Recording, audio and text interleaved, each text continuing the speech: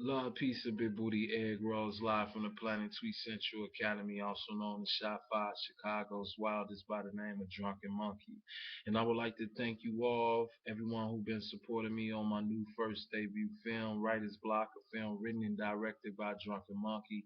Thank you to everyone who's been supporting it, far as sharing it, liking it, commenting on it, retweeting it, posting it on a blog sites, sending it to different blog sites and everything. I really appreciate that.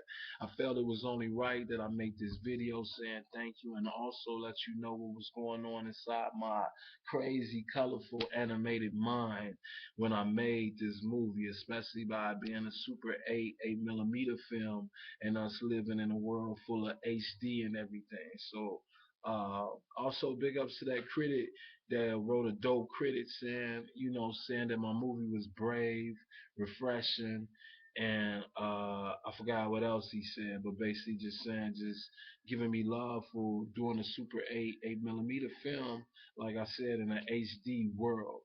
So basically, a lot of people wanted to know, what inspired me to write and direct this movie. Basically, I was inspired by two documentaries that I just recently watched. One was called The Radiant Child, talking about the life of John, uh, excuse me, uh, Basquiat. And the other one was called Blank City, talking about the cinema of transgression, no wave movement that was going on in New York during the late 70s, early 80s. And I was so motivated by Blank City because it was basically talking about like a lot of artists, like from Andy Warhol to Amos Poe to Basquiat to Five Five Freddy and like other dope artists who was inspired to pick up cameras, 8 millimeter cameras, and start just doing their own type of independent films. Uh, they really didn't care about what people were saying about them. They wasn't trying to get permits or anything. They was just, doing drugs and just basically picking up their cameras and just go. And I respected that because they was musicians who happened to turn to art, directors, and that motivated me because I kind of start getting down, man. I'm a very vision when it comes to my music. Is I like it to be a visual experience. So I kind of start working with a lot of directors that I was working with in the past and was getting down because I wanted to put out more video material, and all the people that I was either working with was either overcharging, wasn't business minded, or either was too busy to work with me. So I kind of been wanting to do videos, man, but at the time in the world where everybody like, yo, you gotta do HD, HD this, HD that, that, it gotta be this, it gotta be that. It kind of knocked me. So once I seen this movie, Blank City and a Radiant Child, it kind of motivated me to take directing and take filming into my own hand. Do videos like I want to do it. You know what I'm saying? Like I heard from a director, the director of a Tom Hardy movie called Bronson. He said, when it comes to creativity, that's all the budget that you need. So from that, and then from the two documentaries, it motivated me to write this movie, Writer's Block.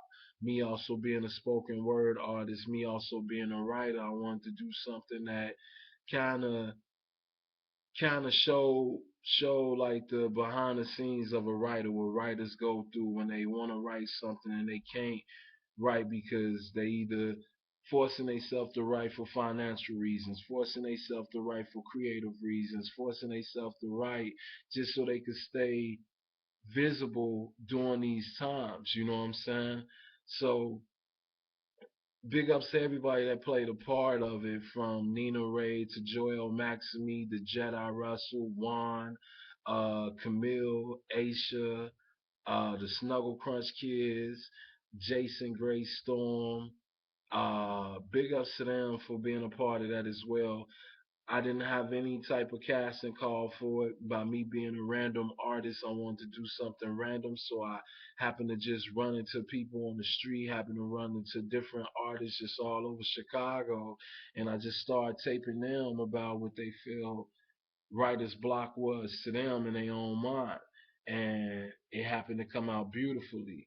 Another thing that people been so excited about and love about the movie is the music that I use. Big ups to Robert Hannibal. Robert Hannibal is part of also the production brains behind Quadra, Boom Clap Bachelor, Ray. I could keep going. Robert Hannibal is just a dope musician. He's just dope. He's just dope. And also another dope musician, another good friend of mine is Mr. Black Daylight.